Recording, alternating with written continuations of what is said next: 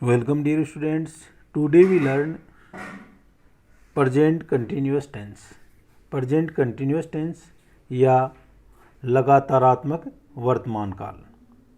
तो जैसे अपन पढ़ते हैं कि वे वाक्य जिनका अंत है वो रहा है, रही है, रहे हैं आदि से अंत हुआ पाया जाता है, उन वाक्यों को अंग्रेजी में लिखते समय प्रेजेंट कंटिन्यूस टेंस है उसका उपयोग किया जाता है। इस टेंस के अंदर मुख्य रूप से सब्जेक्ट और उसके बाद में जो हेल्पिंग वर्ब है वो इज, एम और आर आती है, और वर्ब की आईएनजी फॉर्म प्लस ऑब्जेक्ट का यूज है वो अफर्मेटिव सेंटेंस में किया जाता है। इस टेंस के अंदर eight this time, at this moment, still ऐसे जो समय को इंगित करने वाले वर्ड हैं वो भी इसके अंदर पाए जाते हैं। तो अपन इसके जो नियम हैं उनको देखते हैं। सबसे पहले इसे प्रेजेंट प्रोग्रेसिव टेंस या लगातारात्मक वर्तमान काल भी कहते हैं। इस टेंस का प्रयोग ऐसे हिंदी वाक्यों के लिए किया जाता है जिसके अंत में रहा है, रही है, रहा हूँ आदि से अंत हुआ पाया जाता है तथा बोलते समय जारी रहा पाया जाता है। यानी जब स्पीकर बोलता है उस समय कार्य है वो जारी पाया जाता है।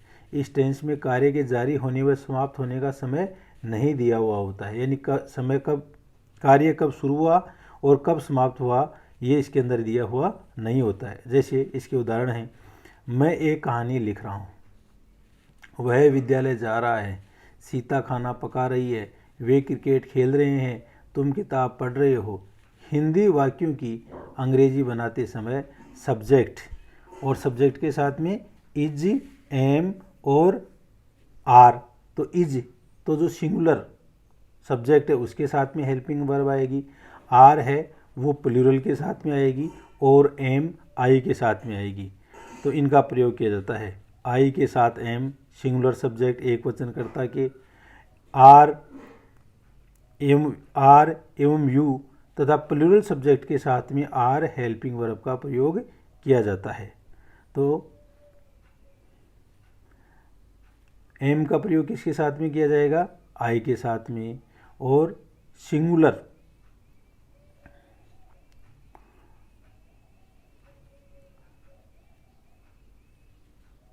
यानी इज है वो सिंगुलर के साथ में और आर किसके साथ में? प्लूरल के साथ में प्रयोग किया जाता है। जैसे अपन इसके जो एग्जाम्पल हैं, मैं एक कहानी लिख रहा हूँ तो I am writing a story. वह विद्यालय जा रहा है तो he is going to school, तो ही एक वचन है इसलिए इज हेल्पिंग वर्ब आ गया। सीता खाना पका रही है, Sita is cooking food. They are playing cricket, वे क्रिकेट खेल रहे हैं। यू आर रीडिंग बुक, और तुम है वो किताब पढ़ रहे हो। अब अपन को जो आईएनजी वर्ब के अंदर आईएनजी है उसके लगाने के कुछ नियम हैं, उनको अपन देखते हैं। यदि वर्ब के अंत में कॉन्सोनेंट हो तो उसके अंत में आईएनजी जोड़ देते हैं। यदि कोई ऐसी वर्ब है जिसके अंत में कॉन्सोनेंट या व्यंजन हो तो उसके अंत में अपन को आईएनजी सीधा ही जोड़ देते हैं। जैसे ईट प्लस आईएनजी ईटिंग हो गया, ईट यानी खाना। और ड्रिंक यानी पीना, ड्रिंक प्लस आईएनजी ड्रिंकिंग हो गया। सिंग प्लस आईएनजी सिंगिंग हो गया। Bring plus ING bringing, bring इन लाना तो ब्रिंगिंग हो गया। यदि वर्ब के अंत में ई हो वो तो ई को हटाकर आईएनजी जोड़ देते हैं। यदि वर्ब के अंत में ई है वो तो ई को हटा करके अपन आईएनजी जोड़ देते हैं। जैसे make plus ING making, prepare plus ING preparing, write plus ING writing, give plus ING giving, take plus ING taking, sign plus ING signing, ride plus ING riding. अब आगे अपन देखते हैं नियम नंबर 3। यदि वर्ब के अंत में एक कॉन्सोनेंट हो और उसके पहले एक वोवल हो तो अपन को क्या ध्यान रखना है कि यदि किसी वर्ब के अंत में एक कॉन्सोनेंट हो और उससे पहले एक ही वोवल होना चाहिए तो आईएनजी लगाते समय,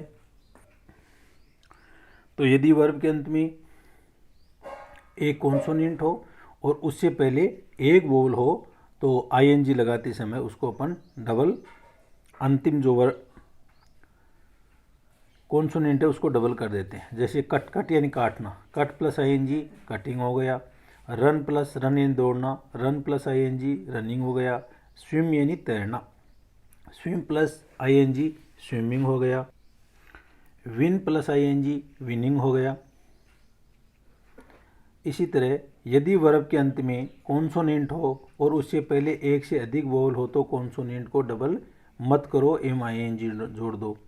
तो यदि ऐसी वर्ब जिसके अंत में कॉन्सोनेंट है लेकिन उससे पहले दो या अधिक, एक से अधिक वोवल है, तो अपने को अंतिम कॉन्सोनेंट को डबल नहीं करना है। जैसे BEAT बीट यानी पीटना, ING बीटिंग हो गया।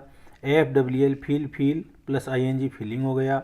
ट्रीट प्लस ING ट्रीटिंग हो गया। यदि वर्ब के अंत में, पांचवा नियम है, यदि वर्ब के अंत में IE हो तो IE को हटाकर Y लगाकर ING जोड़ देते हैं। DIE डाई यानी मरना, तो ING डाइंग हो गया। लाई लेटना लाइंग हो गया। टाई यानी बांधना, इसका टाइंग हो गया। अब अपना जो प्रेजेंट कंटिन्यूस टेंस है, इसके जो वाक्य हैं वो चार प्रकार के वाक्य होते हैं। एक तो अफर्मेटिव सेंटेंस जिसके अंदर अपन subject plus helping verb is RM plus verb की ING फॉर्म प्लस ऑब्जेक्ट आ जाएगा। दूसरा है वो है नेगेटिव, तो नेगेटिव हेल्पिंग वर्ब और मेन वर्ब के बीच में अपन को नोट लगाना है, एक तरीका इसका ये है। और इसके तीसरा आता है इंट्रोगेटिव सेंटेंस। तो इंट्रोगेटिव सेंटेंस दो प्रकार के होते हैं, यस और नो टाइप इंट्रोगेटिव सेंटेंस, और दूसरा होता है WS type interrogative sentence. Yes no type जो इंट्रोगेटिव सेंटेंस हैं उनकी शुरुआत अपन सबसे पहले हेल्पिंग वर्ब, उसके बाद में सब्जेक्ट, उसके बाद में वर्ब की ING फॉर्म और ऑब्जेक्ट, अन्य जो वाक्य है, अन्य शब्द हैं वो आ जाएंगे और प्रश्नवाचक चिन्ह आ जाएगा। और यदि WS वर्ड है तो सबसे पहले जो सेंटेंस है उससे पहले अपन WS वर्ड है उसको लिख लेंगे। फिर तीसरा है, चौथा है वो आता है कौन सा, इंट्रोगेटिव नेगेटिव, यानी प्रश्नवाचक भी आ जाएगा और नकारात्मक भी आ जाएगा।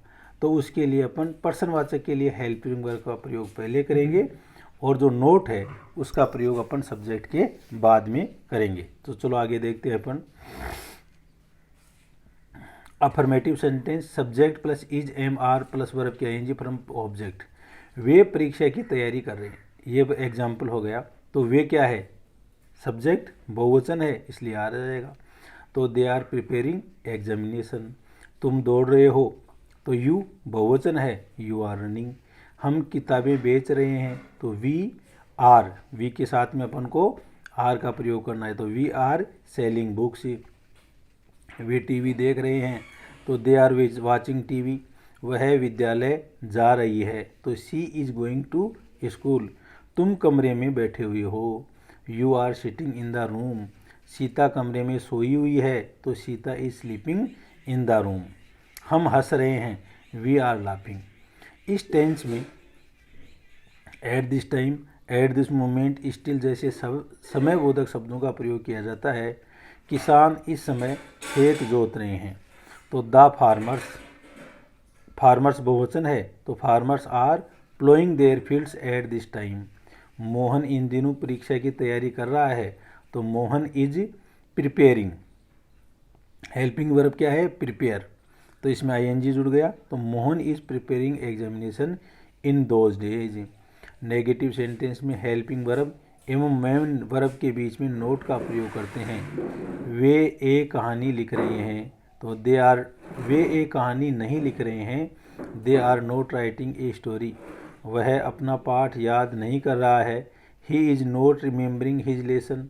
मैं क्रिकेट नहीं खेल रहा हूँ तो I am not playing cricket. Interrogative sentence या प्रश्नवाचक वाक्य। प्रश्नवाचक वाक्य दो प्रकार के होते हैं, एक तो यस नो टाइप और एक WS type. Yes no type question में is MR plus subject plus verb के ING form plus object pattern का प्रयोग किया जाता है। जबकि WS टाइप क्वेश्चन वाले सेंटेंस का प्रयोग का पैटर्न निम्न होता है। सबसे पहले क्या करेंगे अपन, WH वर्ड को लिख देंगे। WH वर्ड कौन कौन से होते हैं, जैसे वाट है, हाउ है, वेयर यानी कहाँ, वेहन यानी कब, तो ये सब WH वर्ड होते हैं। तो फिर is MR plus subject plus verb की ING प्लस ऑब्जेक्ट का प्रयोग करते हैं। जैसे क्या वह दौड़ रहा है?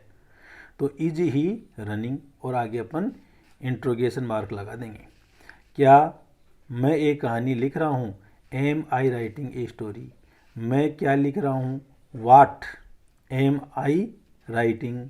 तुम क्यों झगड़ रहे हो? तो इसके अंदर वाई आर यू क्वारलिंग। क्या मैं खेल रहा हूँ? Am I playing. मैं कैसे खेल रहा हूँ? How am I playing. हम क्या लिख रहे हैं? What are we writing.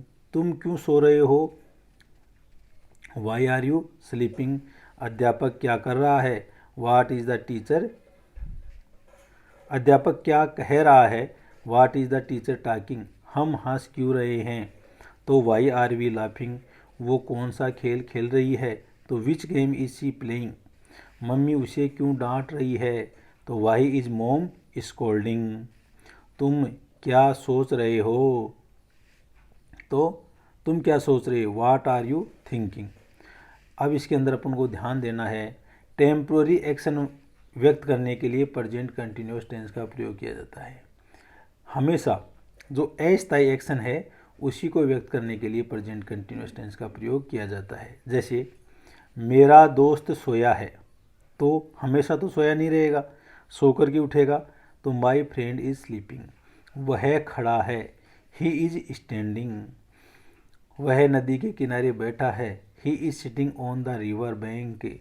वह धूप में खड़ा है, he is sitting in the sunlight. Note some of the verbs which are not use in continuous tense in original meaning. कुछ ऐसी वर्ब होती हैं जो अपने मूल अर्थ के अंदर कंटिन्यूअस टेंस के अंदर यूज नहीं की जाती। It is used simple present and give to sense. ये सिंपल प्रेजेंट के अंदर यूज की जाती हैं और ये दो तरह का अर्थ देती हैं, सिंपल प्रेजेंट का भी देती हैं और प्रेजेंट कंटिन्यूअस का भी। यानी इनको अपन आईएनजी फॉर्म में यूज नहीं करते हैं। तो वो वर्ब कौन कौन सी वो देख लो आप। सी देखना, हियर सुनना, स्मेल गंध, लव प्रेम करना, हेट घृणा करना, डिस्टेस्ट नाराजगी, एडमायर प्रशंसा करना, एडोर्न एग्री प्रसन्न, अम्यूज प्रसन्न करना, एस्टोनिश यानी अचंबा, अट्रैक्ट आकर्षित, बिलीव यानी विश्वास करना, केयर संभाल करना, कंसर्न चिंता करना, डिजायर इच्छा करना, लाइक पसंद करना, डाउट संदेह करना, फियर भय, फॉरगेट भूलना, फॉरगिव माफ़ करना, गैस अनुमान लगाना, इमेजिन कल्पना करना, इम्प्रेस प्रभावित करना, रियलाइज महसूस, नो जानना, प्लीज प्रसन्न करना, सेटिस्फाइड संतुष्ट करना, साउंड आवाज़ करना, सपोज मानना, सरप्राइज अचंबा, अंडरस्टैंड समझना आदि। तो इन वर्ब के साथ में आईएनजी नहीं लगाते हैं। अब देखो आगे कुछ अपना एग्जाम्पल हल करते हैं। I am watching TV. मैं टीवी देख रहा हूँ। And my brother Khalistan a book. तो माई ब्रोदर क्या है? यहाँ पर एक वचन है। तो उस समय मेरा भाई क्या कर रहा है? तो एक वचन सब्जेक्ट के साथ में इज आ जाएगा। तो इज रीडिंग ए बुक, तो दो आंसर आ जाएगा इसमें। इसी तरह अगला देखो, Rahul and Mohan outside in the yard now. Now शब्द आ गए ना, तो एट दिस टाइम, नाउ ऐसे शब्द प्रेजेंट कंटिन्यूअस में आते हैं। तो राहुल एंड मोहन, तो ये प्लूरल हो गए, एक एक दो हो गए। तो प्लूरल के लिए अपन को आर काम में लेना है, तो इसके अंदर आर प्लेइंग आ जाएगा। Rahul and Mohan are playing outside in the yard. Yard यानी अहाते में। आगे ये खालिस्तान doing I am washing dishes. मैं तो डिशेज या तस्त्रियाँ हैं वो धो रहा हूँ, और तुम क्या कर रहे हो? तो क्या जाएगा इसके अंदर? What are you doing. तुम क्या कर रहे हो? तो ए आंसर आ जाएगा इसमें थर्ड में। आगे देखो, they Khalistan eating their dinner right now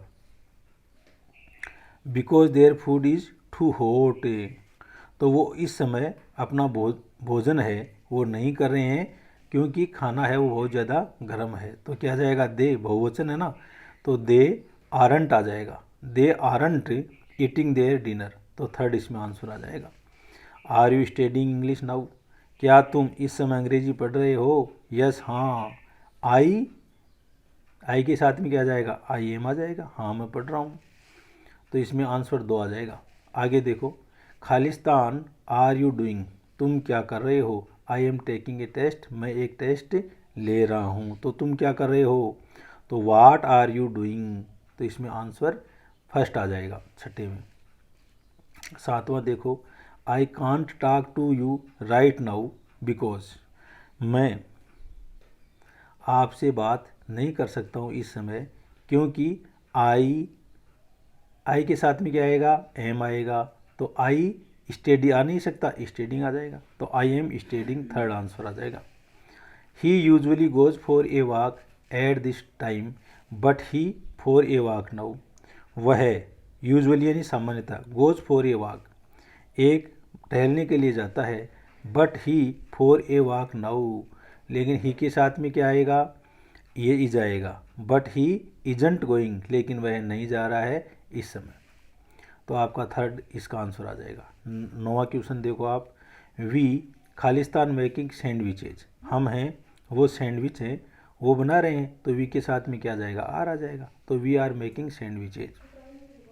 I Khalistan sending test message, I के साथ में क्या आ जाएगा, एम आ जाएगा, तो आई एम, तो आंसर फर्स्ट आ गया इसका। Mohan Khalistan cleaning the shop, तो मोहन एक वचन आ जाएगा, तो Mohan is cleaning the shop, Mohan है वो साबुन को साफ कर रहा है। अगला देखो आप, दे खालिस्तान डूइंग एन एक्सरसाइज, दो दे मोहन दे खालिस्तान डूइंग एन एक्सरसाइज, तो दे के साथ में आर कर दो आप, तो they are doing an exercise. और the teacher Khalistan checking the homework, तो द टीचर एक वचन, तो the teacher is checking the homework. तो thank you very much dear students, video को शेयर करें अपने दोस्तों के साथ में, तो उनको भी इसका लाभ मिले। अच्छा लगे तो लाइक करें और चैनल को subscribe. Thank you very much.